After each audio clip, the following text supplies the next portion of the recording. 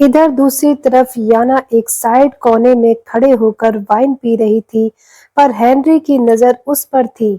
इसके अलावा भी आसपास बहुत सारे माफियाओं की नजर याना पर थी। याना को अकेले देखकर एक माफिया ने उसे अप्रोच करने की कोशिश की, लेकिन याना अपनी अदाओं के साथ बस थोड़ा सा मुस्कुराते हुए बात करके वहां से जाने लगी। और तभी अचानक ही उसकी टक्कर एक वेटर से हो गई। टक्कर लगने के कारण वेटर के हाथ में रखी हुई वाइन याना के कपड़ों पर गिर गई और यह देखकर वेटर काफी घबरा गया। उसने याना से माफी मांगना शुरू कर दिया। याना भी उसे झूठ मूठ का गुस्सा दिखाने लगी। इस चीज को दूर से खड़े होकर हेनरी ने भी देख लिया और अब वह मुस्कुराते हुए जल्दी से याना के पास आया। उसने डांटते हुए वेटर से वहां से भेज दिया और अपने हाथ में एक रुमाल लेकर झुककर याना के कपड़े पहुंचने की कोशिश करने लगा। याना थोड़ा परेशान होने का नाटक करने लगी। ओ माय गॉड, मेरी सारी ड्रेस खराब हो गई। अब मैं कैसे रहूंगी? प्लीज कोई मुझे बाथरूम बताओ। और याना को परेशान देख हेनरी उसे शांत करते हुए बोला, वो मिस याना, तुम्हें चिंता करने की जरूरत नहीं है। तुम मेरे साथ आओ, मैं तुम्हें बाथरूम दिखाता हूँ। Oh thank you mister Henry, कहते हुए याना उसके साथ चली गई और हेनरी याना को अपने साथ एक प्राइवेट रूम में लेकर आया।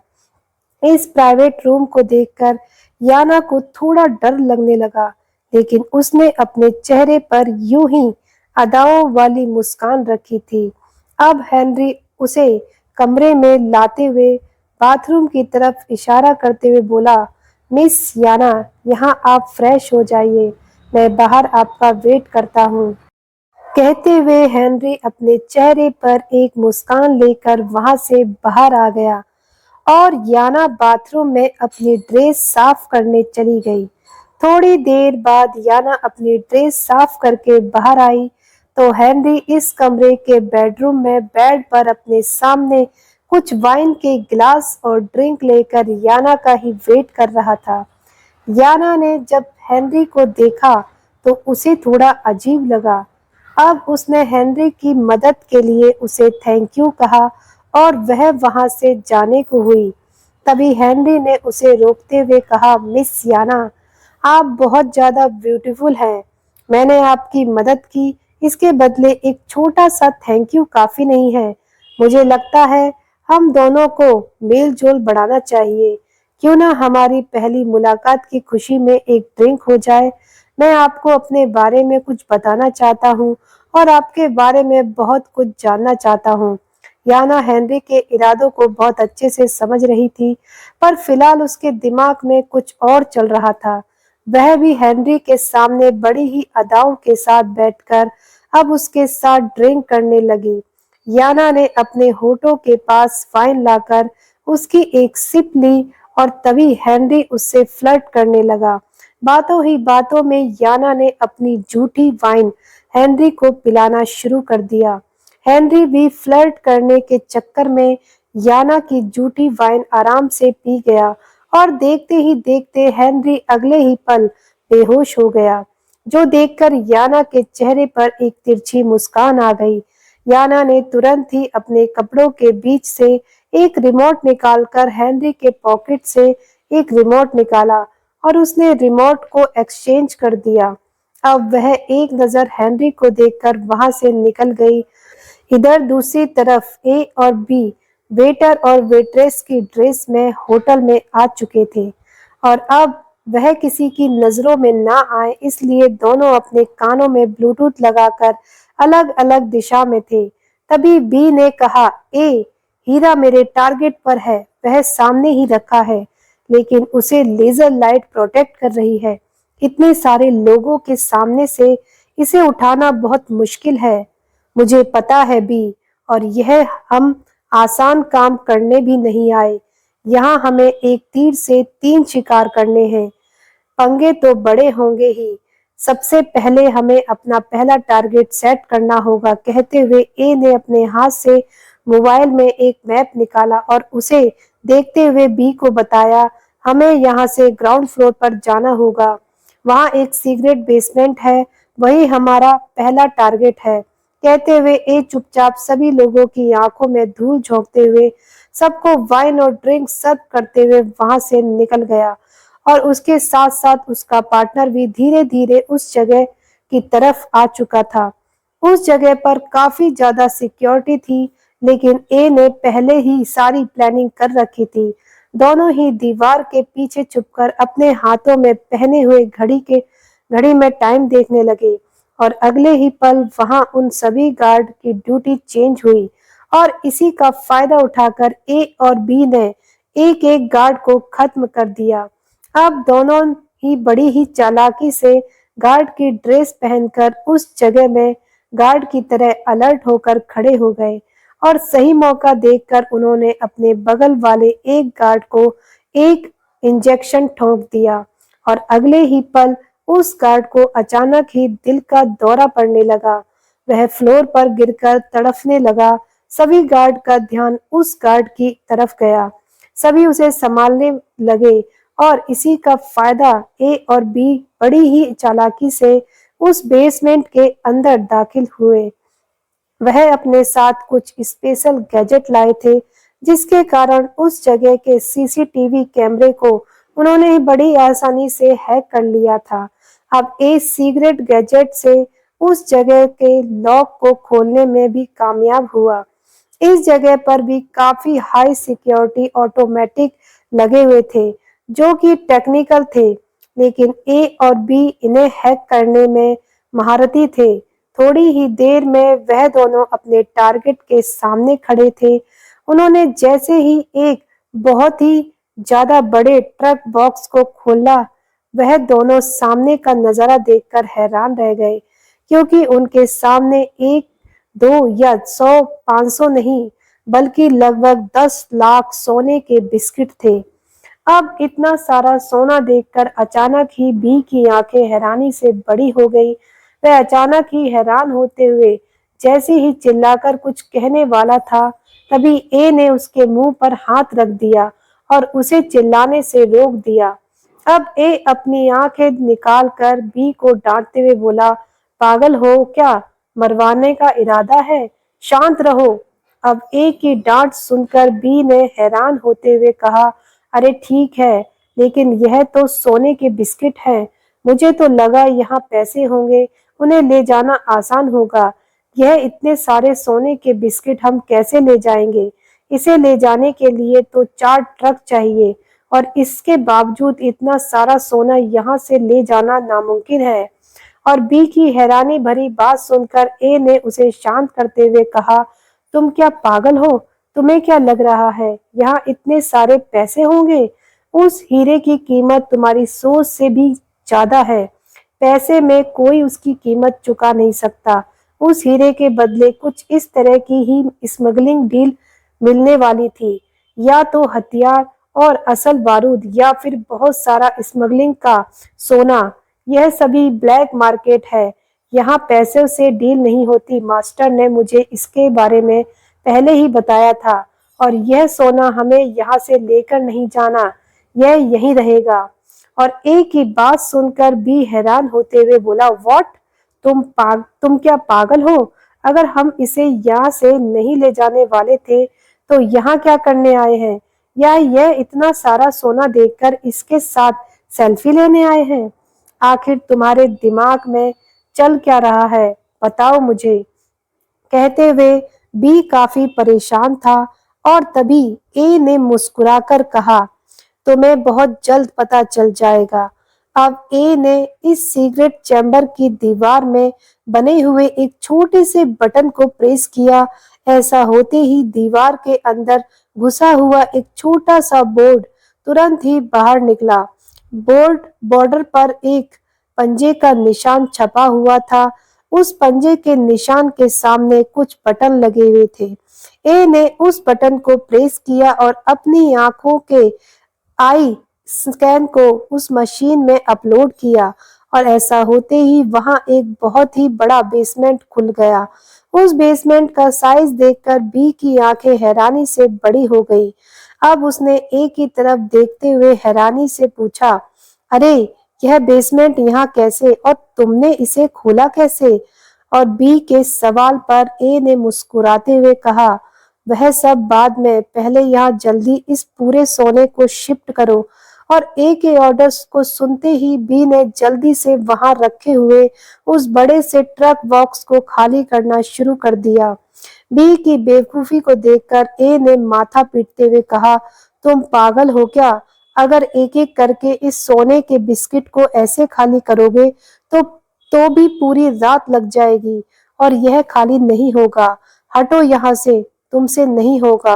कहते हुए ए ने तुरंत ही अपने हाथ में पहनी हुई घड़ी के बटन को प्रेस किया और उस खाली सिगरेट चैम्बर में से एक बड़ा सा ट्रक बॉक्स निकलकर बाहर आया।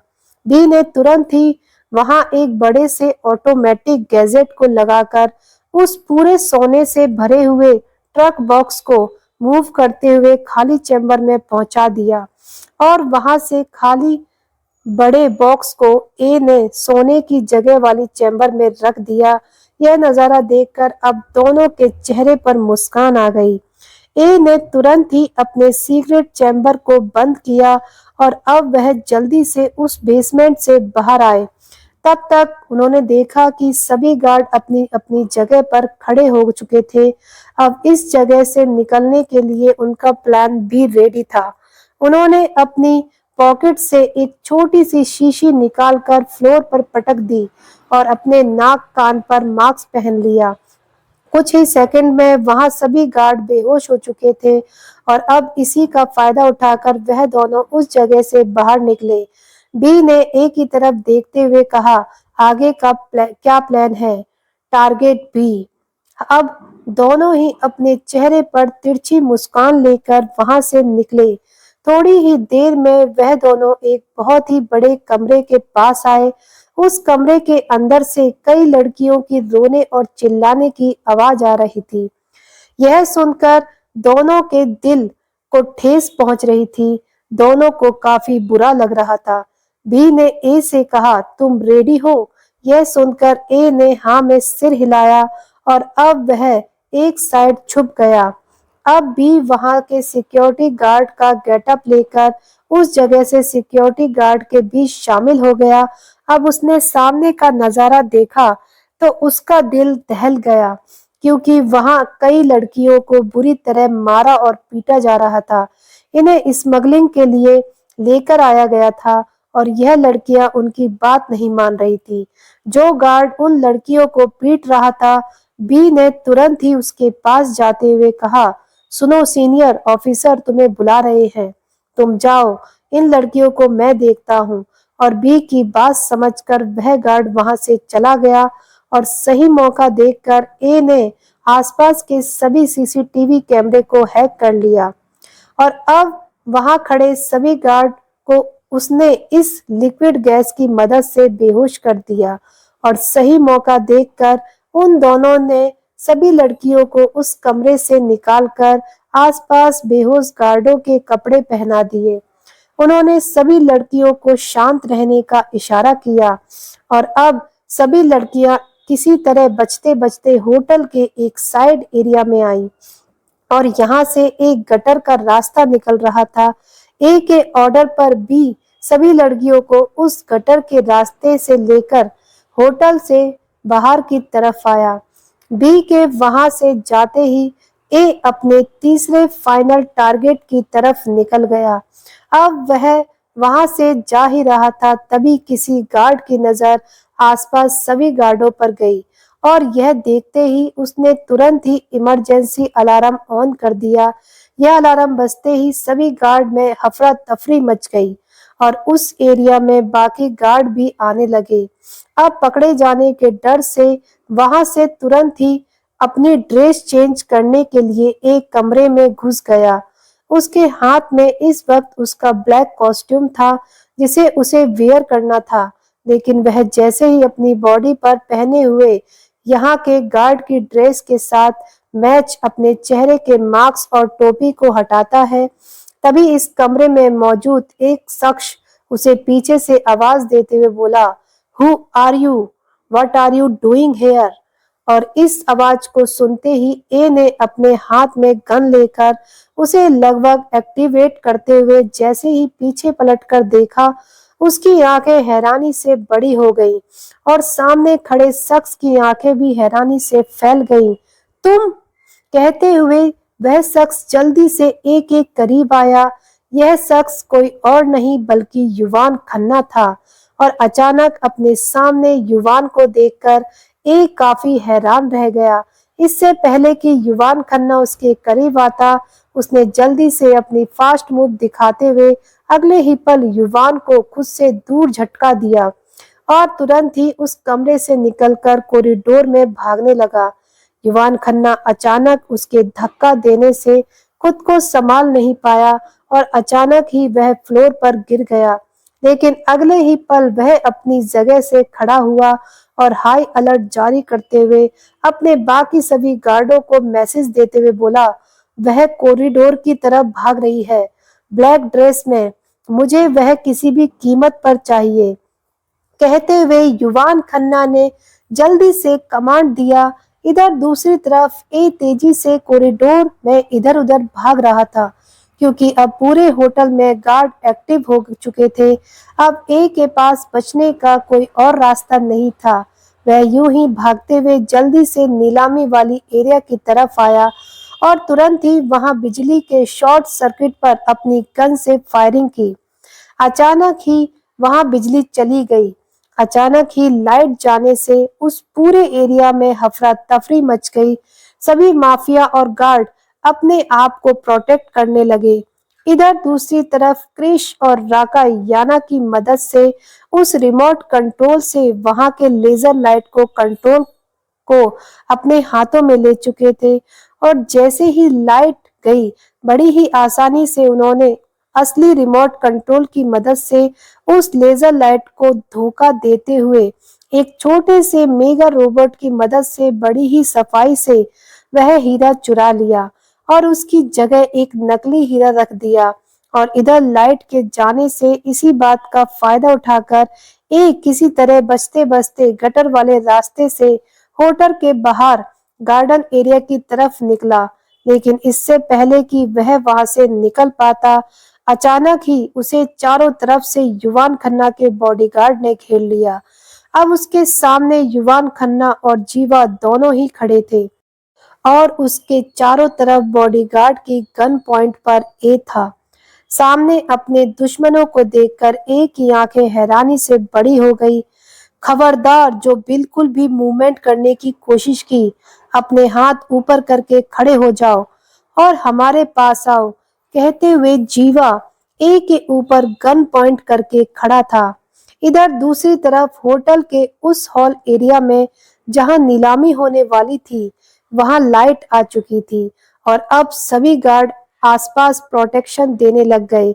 सभी की नजर हीरे पर थी, पर हीरा उनके सामने था। सभी थोड़े से रिलैक्स थे। इसी बात का फायदा उठाकर क्रिश उस हीरे को लेकर थोड़ा खिड़की एरिया की तरफ आया और अचानक ही उसने उस हीरे को खिड़की के रास्ते हवा में उछाल दिया और अब वह बिना इधर-उधर देखे चुपचाप जाकर अपनी जगह पर बैठ गया। तभी हेनरी होश में आकर उस हॉल में दौड़ते हुए आया और अचानक ही राका से टकरा गया। हेनरी के हाथ में रखा हुआ लेजर लाइट प्रोटेक्शन रिमोट अचानक ही फ्लोर पर गिर गया और इसी बात का फायदा उठाकर राका ने बड़ी ही स्मार्टनेस से उस रिमोट को एक बार फिर एक्सचेंज कर दिया। अब असली रिमोट वापस हेनरी के हाथों में था। अब किसी को भी इस बात का शक नहीं हो सकता था कि यह रिमोट चेंज किया गया है। तो दोस्तों, आखिर कौन है ए और बी? क्या पकड़ा जाएगा ए? दोस्तों, आप लोग कमेंट बॉक्स में हमें अपना जवाब देकर बता सकते हैं कि आखिर ए और बी कौन है। आप लोग अपना अपना अंदाजा लगाकर हमें कमेंट में लिखकर जरूर भेजिएगा और हम लोग आपको सही आंसर बताएंगे अगली वीडियो में। और देखते हैं कितने लोगों के आंसर बिल्कुल सही है। आगे की कहानी पढ़ने और सुनने के लिए जुड़े रहिए। हमारे चैनल डीएल हिंदी स्टोरी पर। अब मिलते हैं अगले पार्ट में अगले एपिसोड के साथ। तब तक के लिए आप सभी का बहुत बहुत धन्यवाद।